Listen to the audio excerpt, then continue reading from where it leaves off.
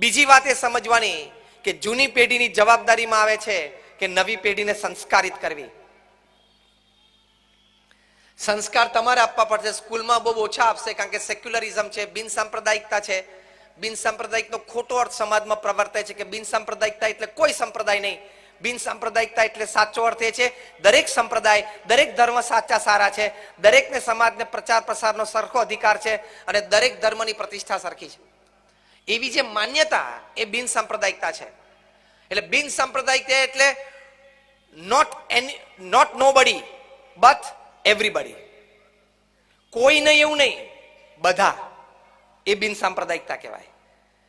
એટલે ત્યાં બિન સાંપ્રદાયિકતાને લીધે નાના બાળકને નાનપણથી ગણેશજીનો નહીં શીખવાડી શકાય, ગધેડાનો શીખવાડશે. અને તમે ગણેશજીનો કરવા જાઓ તો યુ આર સેફ્રનાઇઝિંગ એજ્યુકેશન. તમે ભણતરનું ભગવીકરણ કરો છો. પણ એટલે ગણપતિનો શીખવાડ તો કોક દાડો 2 ગુણ આવશે ને માતા પિતાની આજ્ઞા પાડવાનો ગણપતિની જેમ. નહીં તો ગધેડાનો શીખેલો હશે તો મોટી ઉંમરે લાત મારશે, ઘરડા ઘરમાં મૂકી આવશે, કારણ કે લાત મારવાની શીખી ગયો. એ નાનપણમાં જે બાળકની ઇમ્પ્રેશન્સ પડે છે ખૂબ જરૂરી છે. એટલે સંસ્કારિત તમારે કરવા પડશે એને. એની માટે પહેલા તમારું વર્તન, તો બાળકો સંસ્કારિત થશે, તો પેઢી ભેગી આવશે. તમારી વાત, વાણી, વર્તન, વિચાર એ ઘરમાં તમારે સંસ્કારિત રાખવા પડશે. બહુધા ટીવી સિરિયલ્સ અત્યારે ટીવી પર એવી આવે છે કે 2 પેઢી સાથે બેસીને ના જ જોઈ શકે. મર્યાદાઓ તૂટે જ.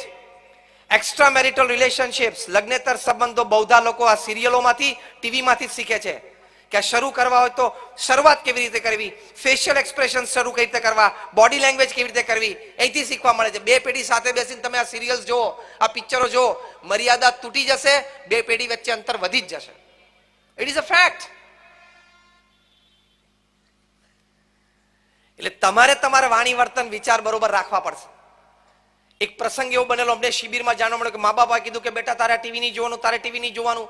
પછી એ લોકો મા બાપ અંદર સાહજિક બેડરૂમમાં જઈને પોતે પોતાના ટીવી સિરિયલ્સ જોતા હોય. તે ફોટોગ્રાફ પડેલો કે નાના બાળકો છે ને તિરાડમાંથી નીચે ને બાજુમાંથી નાના દીકરા દીકરી જોતા, પપ્પા મમ્મી શું જોવે છે? તો you have to walk your talk. તમે જે ઉપદેશ આપો છો એ તમારે ચાલવો પડે. તમારા સંતાનો તરુણ વયમાં આવે અને યુવાન અવસ્થામાં આવે, જ્યાં સુધી લાઈફમાં સેટલ ન થાય ત્યાં સુધી તમારે પણ ટીવીનો મોટો ત્યાગ કરવો પડે. તમારા ઘરમાં 3-3, 4-4, 5-5 કલાક ટીવી ચાલતા હોય તો છોકરાને સંસ્કાર શું રહેવાના? પછી એ બ્લુ વેલ રમતો થઈ જાય, પબજી રમતો થઈ જાય. તમારામાંથી કેટલા વડીલો પબજી રમતા બેઠા હશે? દુકાનમાં નવરા, સ્કૂલમાં આપણે ઓફિસમાં નવરા એટલે પબજી ખોલે. મૂર્ખનો જામ છું. આવી રીતે ટાઈમ બગાડાય? એટલે સંસ્કાર આપવા પડે તમારે. અમારા મંદિરમાં એક વખત સંધ્યા આરતી પછી અમે સંતો નીચે ઉતરતા હતા. એક વડીલ એમના 13-14 વર્ષના છોકરાને લઈને આવે કે સ્વામી આને કંઈક સમજાવો. અમારા સંતે કીધું શું? કે સ્વામી આ સિગરેટ પીતો થઈ ગયો. અમારા સંત કે હોય નહીં. તો કે હા સ્વામી. પેલા છોકરાને પૂછ્યું વાત સાચી છે? તો કે હા. એના બાપને પૂછ્યું તમે આ જોયેલી વાત કહો છો કે સાંભળેલી વાત કહો? તો કે અમે જોયું, પૂછો એને. હું એને મેં રૂબરૂ પકડ્યો. પેલો બાળક કે હા. કે સ્વામી તમે એને ટોકો, એને કંઈક સમજાવો, આપણા ઘરમાં આવું હોય. અમારા સંત છે ને બહુ મચ્યોર હતા. એમણે કીધું લેટ્સ સિટ, આપણે બેસીએ. પછી બેઠા એટલે છોકરાને બાજુ પર, એટલે એને ન પૂછતા સીધા એના બાપને પૂછ્યું કે તમે પોતે સિગરેટ પીવો છો? એના બાપ કે હા હું પીવું છું, મને ટેવ છે. સેકન્ડ ક્વેશ્ચન, તમે ઘરમાં કોઈ દિવસ સિગરેટ પીવો છો? ઓફિસમાં કે બહાર તો પીતા, પણ ઘરમાં પીવાની ટેવ ખરી? તો કે આ રોજ સવારે હું ચા પાણી કરું, ન્યૂઝપેપર વાંચતો હોઉં ત્યારે એક સિગરેટ પીવાની આદત છે. થર્ડ ક્વેશ્ચન, કોઈક દિવસ સવારે તમારે સિગરેટ પીવી હોય અને સિગરેટ ધારો કે ઘરમાં ન હોય, ખલાસ થઈ ગઈ હોય, તમે ક્યારે આ બાળકને પાનના ગલે મોકલ્યો છે લેવા માટે? તો કે આ ઘણી વાર મોકલ્યો છે. અમારા સંત કે ફિનિશ, ચેપ્ટર એન્ડ્સ. તમારા બાળકે તમને સિગરેટ પીતા જોયા, તમારા બાળકને તમે સિગરેટ લેવા માટે પાનના ગલ્લે મોકલ્યો. હવે ત્રીજો કાર્યક્રમ બાકી હતો, એને પૂરો કરી નાખ્યો, હોઠે અડાડી દીધું. એના પિતાએ કાન પકડ્યો કે સાંઈ તમારી વાત સાચી છે. એટલે તમારે તમારું વર્તન થોડું ચારિત્રયુક્ત રાખવું પડે, તો નવી પેઢી તમને આદર આપશે. એ તો તમારામાંથી જ ખોટી વાત શીખશે. તમને આશ્ચર્ય થશે કે હાર્વર્ડ યુનિવર્સિટીના એક સર્વે પ્રમાણે ધ ફર્સ્ટ કસ વર્ડ્સ, હું એક્ઝેક્ટ શબ્દના રિપોર્ટના બોલું છું, the first cuss words that the children learn is from their parents and especially from their mothers. બાળકો પહેલી ગાળો બોલતા કોની પાસેથી શીખે છે? મા બાપ પાસેથી, અને મા બાપમાં પણ એની મા પાસેથી. આ હાર્વર્ડ યુનિવર્સિટીનો સર્વે છે. તો તમે સાહજિક શબ્દ ઘરમાં બોલી નાખતા હોય, નાનું બાળક છે રિસ્પોન્ડ ના આપતો તમને લાગે કે એની રીતે રમે છે, પણ એની છે ને બધી જીબી ફ્રી છે અત્યારે. તો સીધું બધું પ્રિન્ટ જ થઈ જાય છે, સ્ટોર જ થઈ જાય છે, ટાઈમે પછી નીકળે. ઇંગ્લેન્ડમાં એક સ્કૂલમાં નાના નાના બાળકો કેજી ના હશે, નાના નાના ડીંગલા ડીંગલા આવડા બધા બોયઝ એન્ડ ગર્લ્સ રિસેસમાં કંઈક દૂરથી રમતા હોય ને, ટેકરી બનાવે ને ઘર બનાવે ને પછી પાછા ઝઘડે ને તોડી નાખે એકબીજાનું રમતા હતા.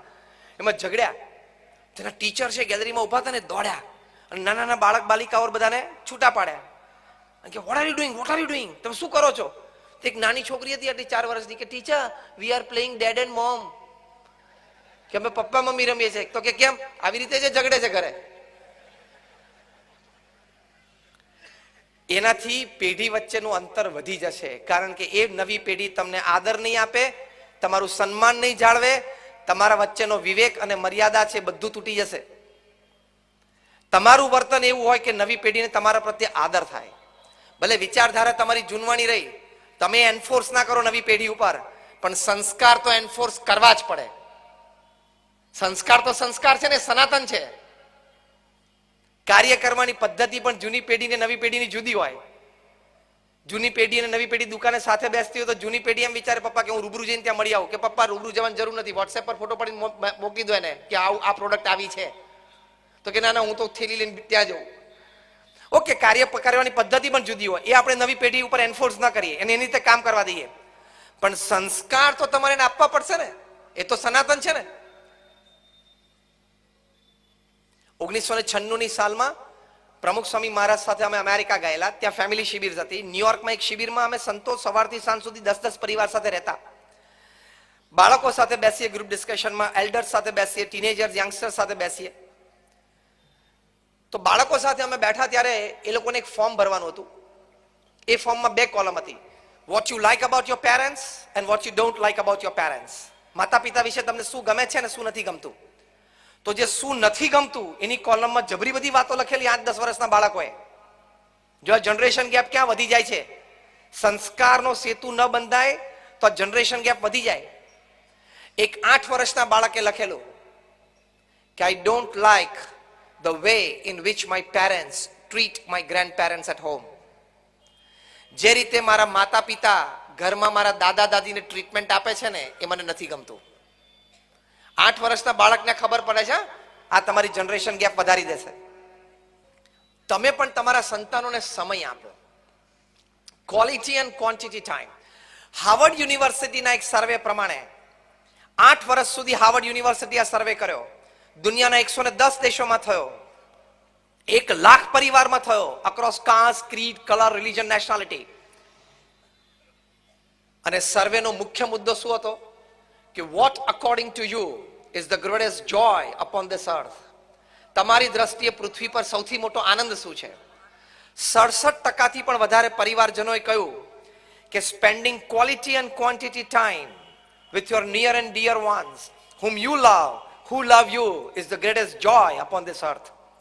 એટલે કે જે પરિવારજનો સાથે તમને પ્રેમ છે, તમારી માટે એમને પ્રેમ છે, એવાની સાથે બેસવું, ઉઠવું, સમય કાઢવો, વાતોચીતો કરવી, ક્વોલિટી એન્ડ ક્વોન્ટિટી ટાઈમ, એ જીવનનો સૌથી મોટો આનંદ છે. તો પહેલી વાત આ સમજવાની કે સમય ખૂબ 2 પેઢી વચ્ચે સાથે ગાળવાની જરૂર છે.